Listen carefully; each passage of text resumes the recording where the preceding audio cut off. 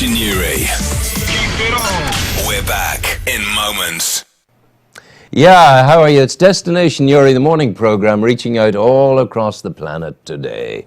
And last evening I walked into this man in Tesco's in Uri. He's doing some work there, and he greeted me a loud roar of recognition because 15 years ago I taught him in Uri Institute before going on to the University of Ulster. Those were the days, my friend. I thought they did end, and but we remembered each other. It's Martin McGuigan from Ballyholen. You are a citizen of the great barony of Ballyholen. Indeed, I've got my passport.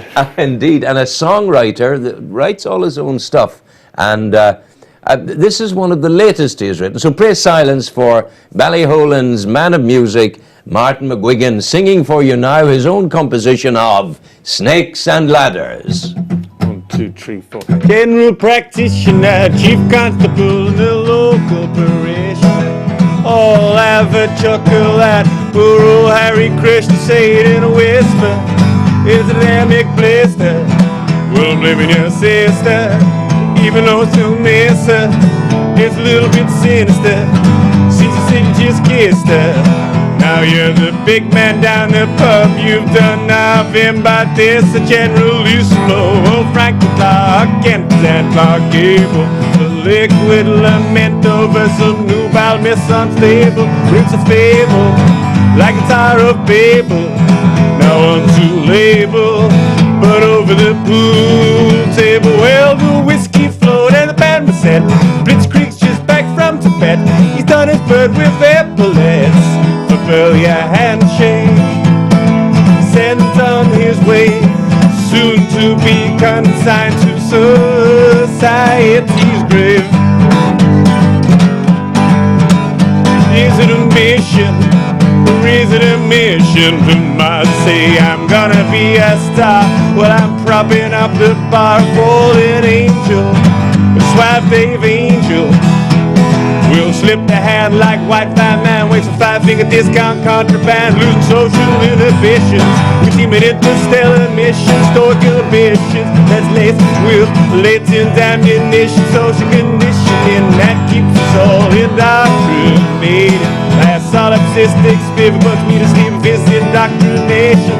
The nation divided by cyclic conniving, sensation provide us with dog shit alibis to make the swine all toe the line like sycophantic serpentines.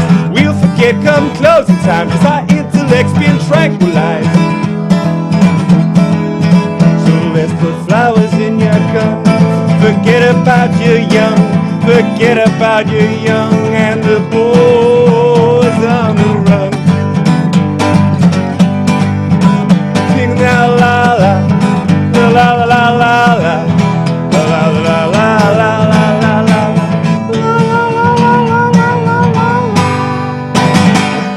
Where in heaven's name do you get your energy? I know.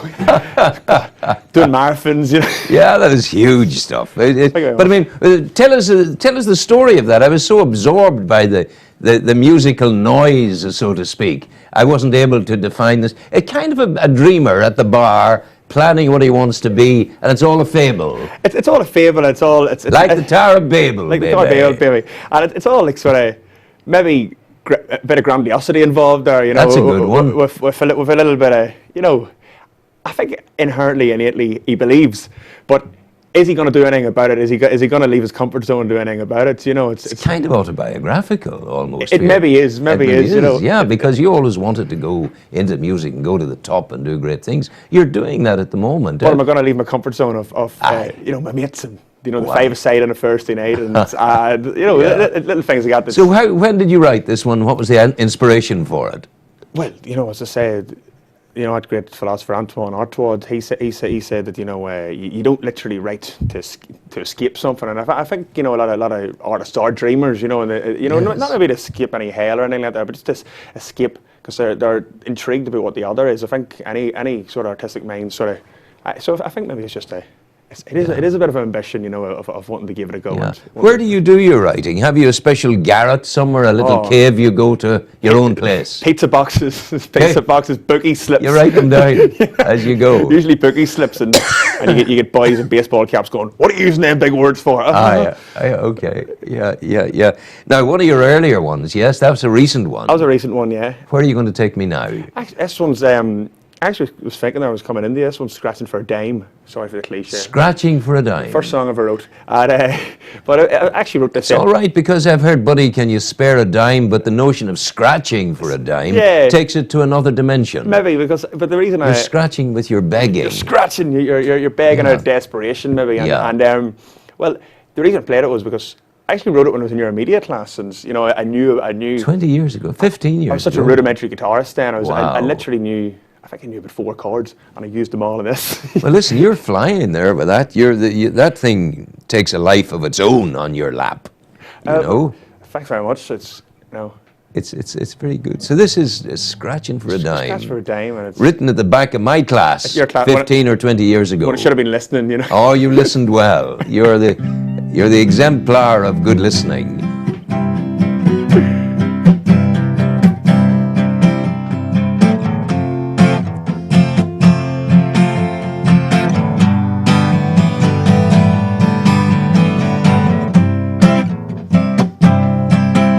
Well, I'm a mean, cruel man with an infection.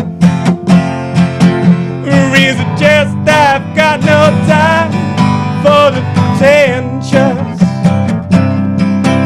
And I've been left right behind at this station. I've been set up by my friends and even by my saviors. And I've seen them all denying my existence. And now the tables have turned, they're offering their assistance. Well, I'm scripted in my head with your opinions, and to hear them talk, you think they're a genius. Now we all know you need a re-education, because your life as you show it is nothing but a fabrication. Oh, you may spin your lies until the day you die, they're unaware of your bile. But if you're pretty square and you're your mother's heir, it may just take a while. Well, and I've seen the world through your eyes. Is your view better than mine? Sooner or later, I'm crashing down when you're scratching for a dime. Yeah. Guitar solo. Yes. Which we're not gonna do.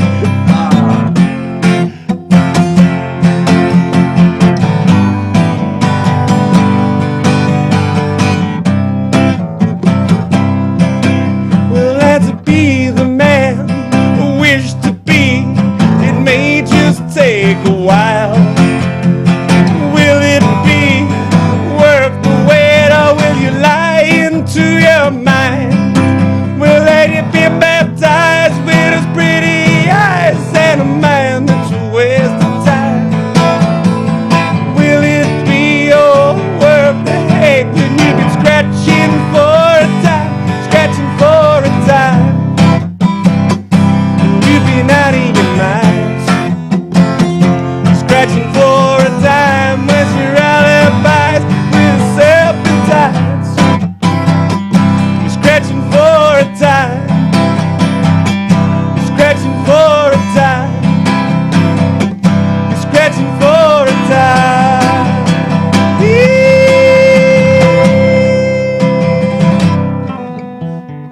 That's amazing. It really, it's so full of life. Thank you very much. That's what characterizes your artistry. You're full of life. You're just bouncing out of you as you go along there. Yeah, because like the chords everyone knows. The chords are kind of that's the musical alphabet, really, isn't it? Yes. And you, but I think that's where some artists go wrong is where they show restraint to their uniqueness and individuality, and you know, You're certainly not showing any restraint. No, Yeah, no. But I mean, how often have you to replace your fingers? You don't use a plectrum.